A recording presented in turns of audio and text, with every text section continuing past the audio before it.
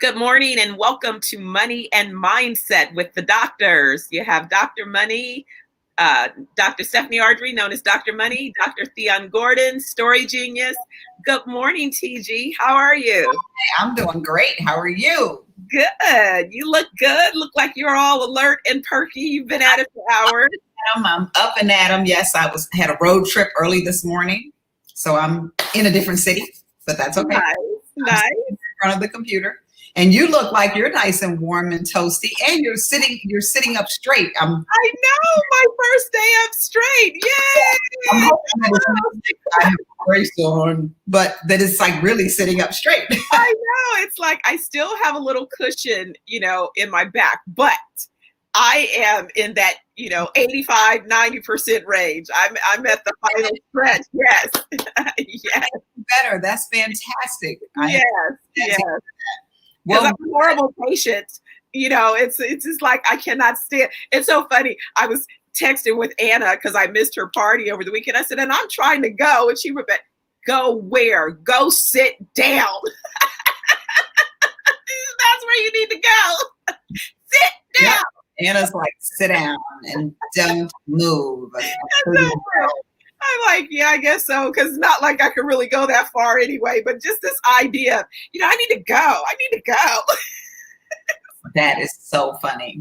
So funny. Well, I'm glad that you're well. And I'm glad that we're here for our last show for the season. But not the last show. We're going to come up with something for January, and we'll be posting it all over our pages to let you know what it is.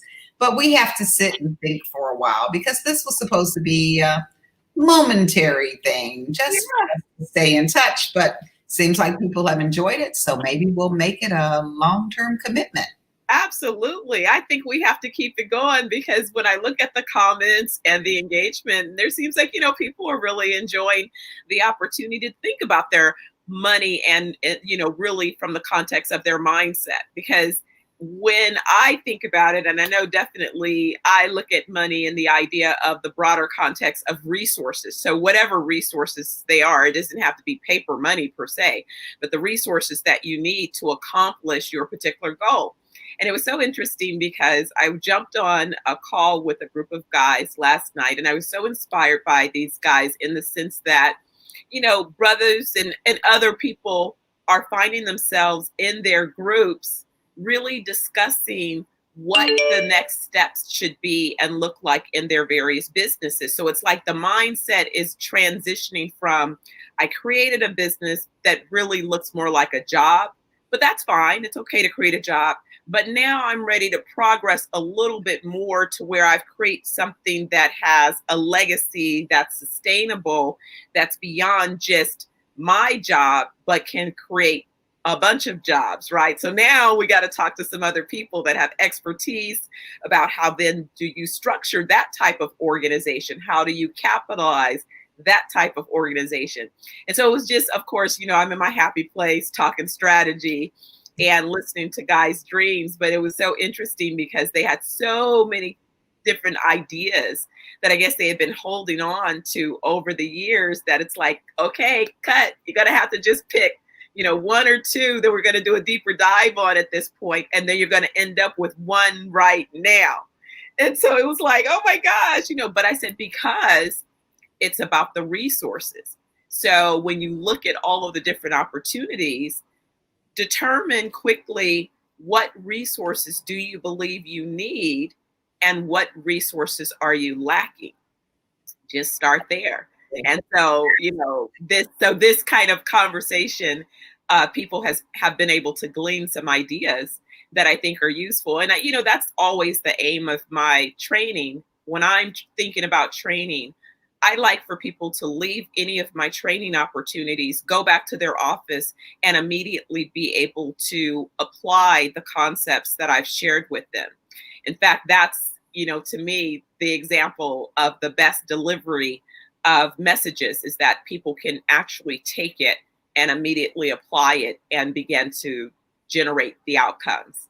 And I love that you're saying that, Dr. Money, because one of the things that I would love for us to do in our future iterations of this, however we create it, is actually doing exercises during the talk. because I have the most success in my trainings when I actually have interaction with people. So if we talk about being cagey, for example, is one of the concepts we came up with on the money and mindset. We're cagey. We're going to clear the clutter. So maybe we would actually have somebody write down 10 things that you know you have to do. And we're going to just clear the clutter from the 10 things. Which one of those are you going to get done today? And which one are you going to just throw away and say somebody else is going to do it? You're going to delegate it to somebody else. So actually having someone sit down and saying, we're talking while they're doing it, and they actually are thinking it out and putting it down and then getting it done. It just helps because it gives you a start. It gives you that head start. And I love interactive exercises and that homework that you're talking about where you give concepts and then you're sort of like, now go home and pick one. Which is the one, you know? Absolutely. Absolutely. No, I love it. I think that's why I know that continuing is going to be so amazing. And it's also going to be, I think, a continued platform. I was able to start sharing the flyer yesterday about the Impact TV show, which I'm so excited about. I mentioned it about that too. And I didn't get a chance to talk about it much, but Amanda, Jane, and Shanita had worked with this executive producer. And they were actually, and I think it was a Nissan car commercial at Sip and Sunder. It was like amazing, to see them like, wait, I know them. They're in this commercial.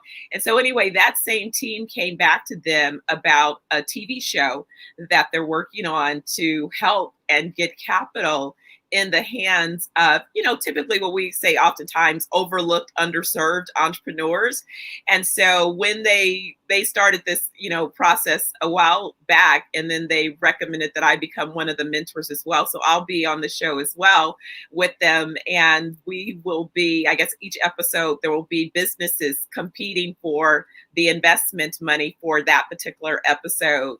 But what I like about it is that it has some additional funding mechanisms attached to the show that allows the audience to participate in a financial way to support and invest in some of these entrepreneurs. So I think it's going to be a fantastic show and great opportunity to see some businesses that really need capital, but what they really need more than capital is a structure and a strategy. And if they understood that part, it's like I have to hook them in on the capital conversation to really help them. It's like, yeah, those are symptoms. But if I really fix the problem, then, right, exactly. If I get to the root problem, then, and have your strategy on point, you really, you got all the capital you need. You just don't understand it. That's why you can't see it. Impact, right? Yes. Impact. And Dr. Money will have on her site the impact ad for anyone who's an entrepreneur, budding business person. If you haven't started your business and you want to be an entrepreneur, you never know. They may give you an impact as well. So go to Dr. Money Live or go to Beyond Story. I'll post it there as well.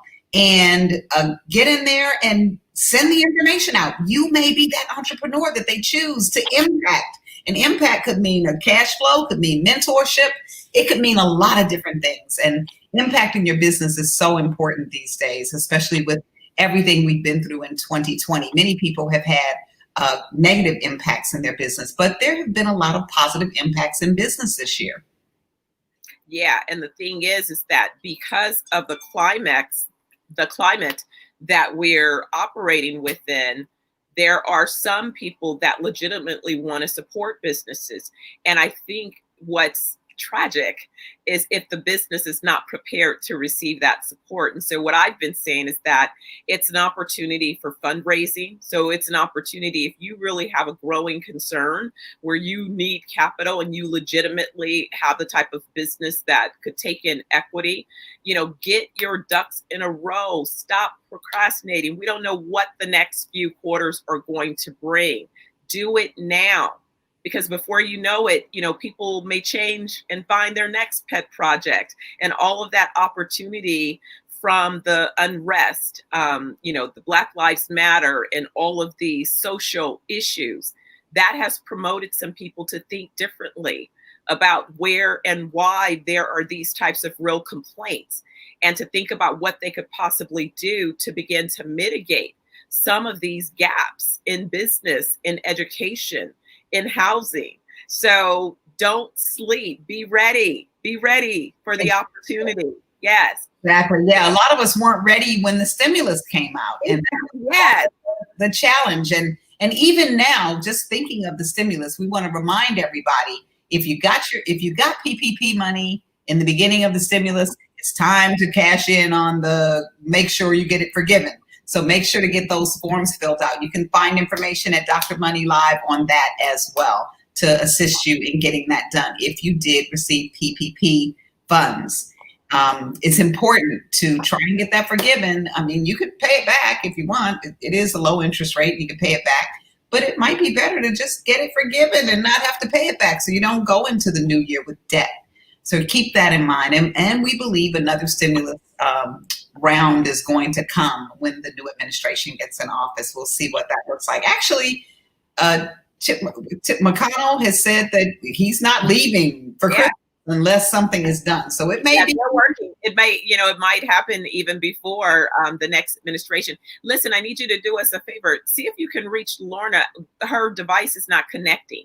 Okay. So we have a special guest. It says, she said, can I resend her the link because she blocked herself? Okay. Okay. So I'm going to resend Lorna the link. And we have a special guest today. We started this thing because, let me just send this one real quick. We started doing this because we did a trip to Jamaica together. And part of our going to Jamaica, as we shared with you from the very beginning, was we wanted to get away, and I wanted to get away. And then Dr. Money said, I want to get away too. Can I go with you? And I said, of course. Well, right before we were headed out to go to Jamaica, I found out, well, I knew that we had to have a travel authorization, but I didn't think it was going to be a big deal to get it. Then I started looking into it and we registered for it, but it wasn't coming through.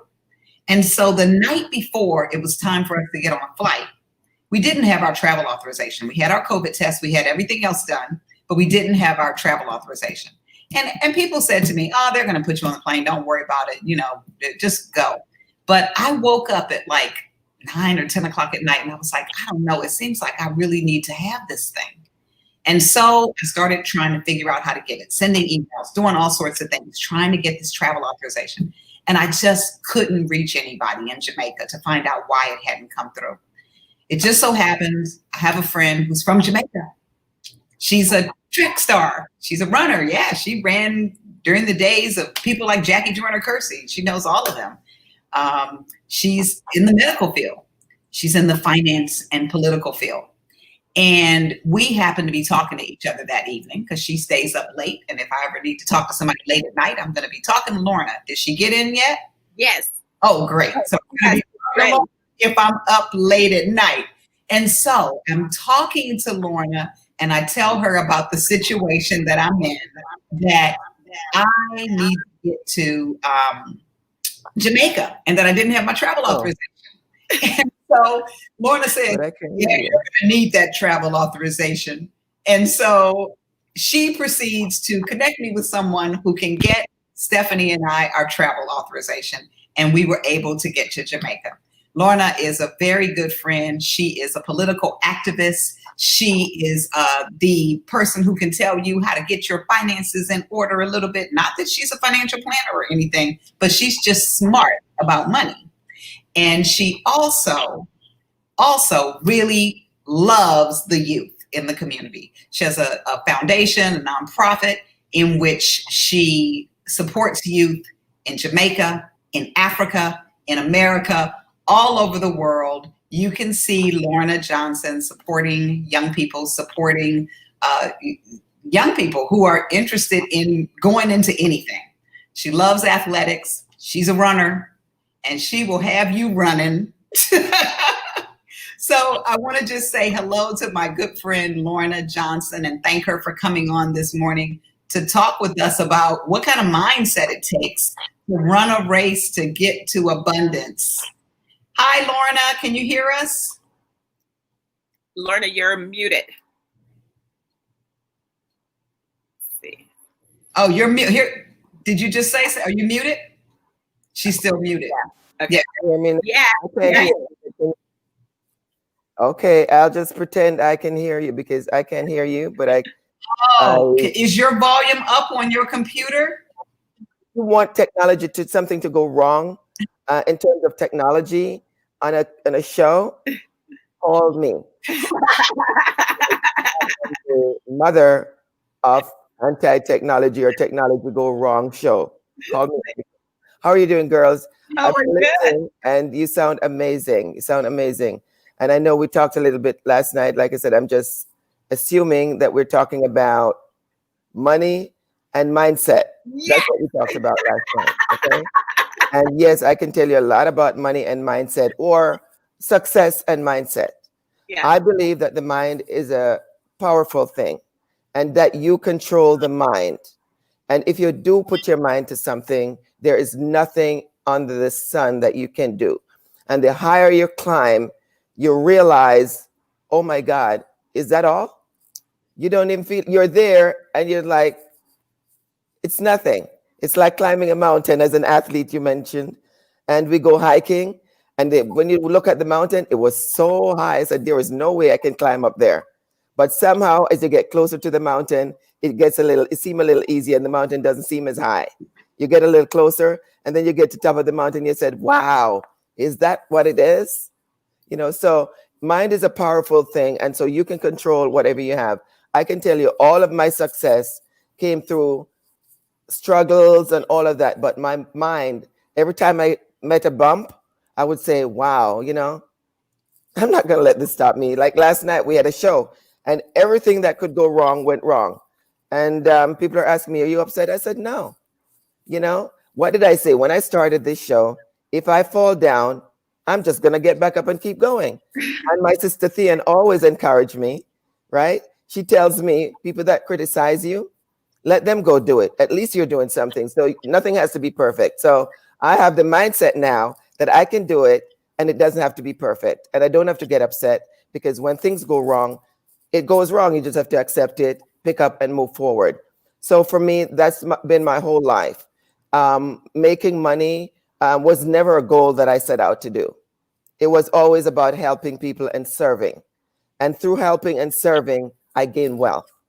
And as I decided I wanted to do something, it was never because of the money, Right. but somebody would say, you can't do that. You're too ambitious is also another word that I heard along the way many, many times as I was growing up. So people that use the word ambitious to me, whether they're using it in a positive or negative, my eyes open. And it's like, what are you talking about? So don't let anyone stand in your way of doing anything that you want to do. Create what you want. Think about what you want. Do all the research that you need to do on it and work hard for it. Yes. And if you set your mind to it, you can do it. As I said, like the slogan is, the mind is a terrible thing to waste. But your mind controls you. And if you work towards your goal, set your mind to it, work towards your goal, come up with a plan. My plan is in my head. I've never written a plan. If I want a plan to be written, I'll call up Dr. Thyonne and I said, Thyonne, I have this in mind. This is what I want to do. And she'll put it to paper for me because I'm not good at that. That's not my expertise. So also identify your strength. Yes. Know what you're good at. There's nothing that you can't do, but you need to know what your strength is and surround yourself with the people that knows how to do it. And that's how you're going to be successful. So you don't have to know everything. I don't know how to work this camera.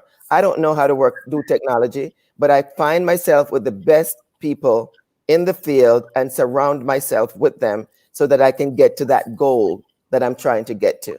So, which is so important. That's what I have to say. Anything else? I'm so glad that you jumped in on that, because the idea of this episode is our last episode of a series that we literally started just because of Jamaica.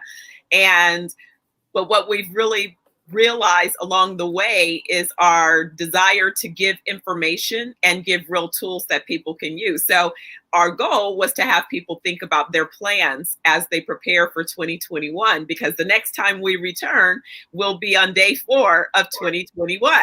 So it'll be exciting to go ahead and make that transition. And so definitely your reinforcement of the idea of thinking about it and then going to the source. So what I'll add to that in the source of, you may not write a business plan, but you can find a guided journal, for example, that helps you to jot down some of your thoughts and organize them in such a way so that you can begin to make them manifest in your plans for this coming year. And, you know, you could take it a step further after dotting something in your journal and do a vision board. Dr. Thyonne is leading a vision board party that she mentioned yesterday, and others will have an opportunity to learn more about that opportunity as well, which allows you to reinforce. Because I've had people say, you know, I don't know how to dream. How do you come up with the vision? And it's like, it doesn't have to be the exact thing exactly. You're just trying to give yourself permission to think about some other things and to think about them from the standpoint of abundance, not lack, because that's an important part of it.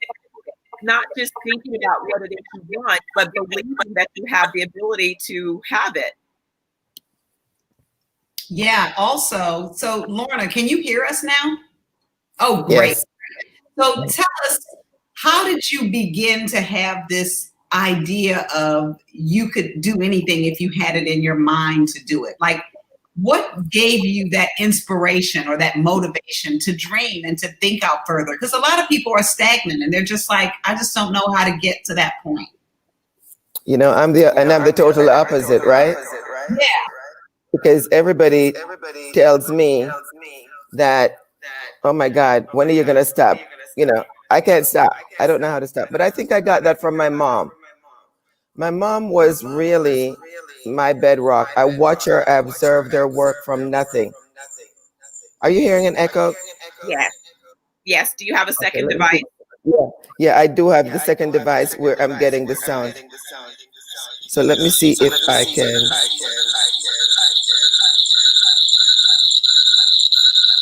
I'm going to turn it off for now. Or turn it down. Okay. Yeah. Yes, my mom was, you know, I watched her do things. And so I grew up in that home watching my mother doing some impossibles. And, you know, as a child, I left Jamaica and went to Canada to live. And so I had family relatives around me. But I guess, you know, at a young age, that's where that mindset comes in. Because there's nobody else in my family like that, where all my sisters are doctors. They're educated, but they're not entrepreneurs. They're always afraid from me. And I'm saying, I don't take any risk or chance that I don't feel comfortable with. If I'm taking a risk and putting out some money, I am prepared to lose that money. So I go to bed and sleep every night with ease. I only do within my means. And that's something that's just come from within. I don't know if you can really, I think you can work at it, but I know mine come from God, and and I surround my energy around those situations. I believe in the power of the energy around you. And as a child, mom used to say, show me your friends and I'll tell you who you are. And so I've always surrounded myself with good people, but you know something, it's always great to have a mentor. And that's why I want to be a mentor for so many young people, because all the things that I went through, it is not that difficult. But when you don't have a mentor and you don't know where to go, you know, it's very, very hard. And so I'm still looking for some good mentors, even to this day. But I take chances and I take risks. And when I run it by my friends, and if they ever give me any idea to say, no, you can't do it, that's the wrong thing. You just motivated me. So, you know, I think it came from my mom. I think it came from my mom. That's amazing. Tell us a little bit about can you hear again, Lorna, or do you have to turn that back on? Okay, she can only hear with the other device. So that's what the problem is. So I think she's going to get it back on again. Lorna, can you hear us now? No. She can't hear us.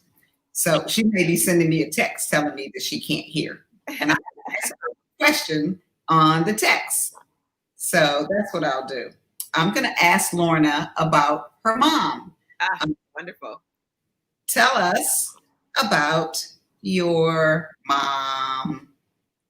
So we'll see if she can hear, if she can get that text from me to tell us about her mom, because her mom has an interesting story too, and how she grew up. Yeah. For me, my mom was a very special woman. You know, I grew up my mom was a very Christian woman, but yet even though she was a very strict Christian woman, the church I grew up in was so strict. I mean, I didn't wear a pair of pants until I came to this country as a young adult. So we couldn't wear makeup. We couldn't get our hair straight. We couldn't do any of that stuff. I grew up, my mom, everybody in my community was afraid of my mom. There's no boys would come around our house because if they knew my mom, they'll come when my mom wasn't there.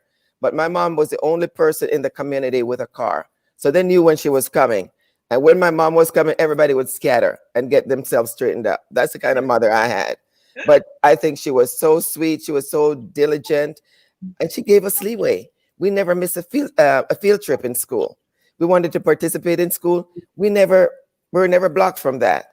So she was able to afford the things that we needed. My father died when I was young. I was about 6 years old, so I barely know my dad. So my mom was the dad and the mom. But she did get remarried, and she had a husband. He was a very nice man, and we got along with him, but we knew he wasn't dad, so he wasn't going to do anything. He wasn't going to whip us. He wasn't going to do any of that stuff. We would go to him when mom wanted to punish us, so, but my mom was special. She was doing things that she graduated from high school. She went to the church. Her dad didn't care for the church too much. And so he basically put her out. And then she started her own thing. She started burning coal to sell in the community. So she found a need in the community and created that and started selling the coal in the community. From that, she moved on to buying a bicycle, and from a bicycle to a motorcycle. Then she started buying raw material, clothes, to make clothes and riding the community and sell it. Before you know it, she bought a car and she started driving around all of Jamaica, where she then met my dad en route to selling clothes. My daddy was a conductor on the train, and he met my dad, and my dad moved to come to live in our parish, in the parish where I was born, which is not my dad, it was my mom. So she was like the boss lady, and so she just controlled everything and was very strict, grew up in the church. So a lot of discipline, still have the spirit, believe the spirit that guides me. I don't go to church as often, but I believe that there's a power that guides us, because that's the only thing that could make me survive in this country where I came. And I tell everybody that there are people, I was so excited about coming to California and meeting my Black American brothers and sisters, but I got news for you, ladies. I was met with a brick wall, prejudice that I've never experienced in my life, with my own brothers and sisters like you that I just wanted to love and get your love. And so I've struggled with that to this day in this country. So even when I met Dr. Thyonne, I said, I started talking to her and I said, where are you from? I started tracing it to see, because I didn't believe she was a true, there's this group called ADOS, African Descendants of Slavery. And I started trying to find out if she was a true African descendant of slavery, because she was just one of these nice people that I meet. And so everybody, Black person that I meet now, that I have a great relationship with and can really share sisterhood, I try to check them out and dig deep into their ancestry, because it's been very, very hard for me with true African Americans. And I love my sisters and I still want to be a part, but they do not accept me the same way. So the struggle goes on, but the strength that you gain as a child, and from my mom that I saw gone through so much adversaries. My father I heard that he was a very nice and loving man, but he was an alcoholic. And so my mom had to deal with that while she was in the church, trying to live her good church life. So she had to deal with that. And my father died from cirrhosis of the liver, cancer, because probably from too much drinking. And so, I had I watched my mom getting through all those obstacles, then she got remarried and her second husband died again, so those are things that she went through. She got married a third time and said, this one ain't leaving me. I'm going before this one, and they died 1 week apart, but he went first. Wow. So Lorna, it was a very, very interesting life that I live, and with my mom. And you want me to talk about being a runner? I want her to talk about she was a runner. I can't hear you, but I'm watching the thing. Okay. So my athletic stuff was encouraged also by my mom. As a child in school, primary school, I never liked to get whipped, when I did anything wrong. I was quiet, but I didn't like to get whipped. So if the teacher came after me, I was going to run. Teacher, back in those days, teachers were allowed to, give you a little, couple lashes in your hands. So my teacher would come after me, and I didn't want it. And I would just start running all over the school, running the desk and all of that. So I realized that I could run. And so we had track team at the school, and I started running, and I was winning everything. There's nobody that could catch me in track. And then I started exploring other things, high jump, long jump. So as a child in school, I did a lot of athletic competitions. I would win all the time, and I would get gifts, and I would take home. And my mother really, really encouraged those things. And the church really wasn't into that. As a Christian, you don't get involved in sports for some reason. They had all these different doctrines that you weren't supposed to do. But my mom encouraged it. My mom was like, wink on the side, it's okay to do those things. And she allowed us to do a lot of things and be girls and be boys and be children growing up. So I just love my mom and the opportunity that she gave me. And because, of course, she wanted the best for her kids, that's when she decided to send us away to get a better education, because she didn't want us to fall into the hands of the bad boys in the area. She was so afraid of that. There were kids that were having kids at 12 years old. And my mom is like, we couldn't look at a boy too much. So she didn't want that. And I think she just wanted the best for us. And so she sent us away to Canada, where I went to live with a pastor. And I went to school there, became a nurse, recruited as a nurse to California, and that's how I came to this country. So I would say running track when in the '84 Olympics was going to be here, I said, I can do that. I know I can do that. And so I started hanging around and met Bobby Kersey from who was training Flojo and Alice Brown at the time, and trained with him a little bit. But because I was here by myself, I knew the importance that I had to work and go to school, get a better education. So I chose that over track. But for that year, the '84 Olympics, I trained, and I was doing really, really well. And I went to Canada, tried out for the Canadian team, almost make it, but didn't. So I came back '88. I didn't run in between '85, '86, '87. I started training again and made the Olympic team in 1988, running 11.4 seconds in the 100 meter. And the requirement for qualification was 11.5. So I made it. And I did a relay with Flojo, Alice Brown, Evelyn Ashford, all three. Ashford was the fastest woman in America at one time. She was the first one that broke the 11-second record. And then Flojo came in 1988 and blew it out of the water. And there is no way in the world that any time that I can think that any woman will ever run 10.49 seconds. Just not heard of. That was a one-time thing. She got it. It was not wind dated. She did it, and that was it. But I've had a great life, and there's nothing like running and running fast. It's an adrenaline that you cannot get from any kind of drugs that I can imagine that you could take. It's just running, workout, and exercise, even to this day, still is a part of my life, because it gives you a really great feeling and a mindset that I don't even get angry anymore. People think I speak passionately, and people sometimes mistaken that for being angry, but I'm not. I'm just very passionate about what I do.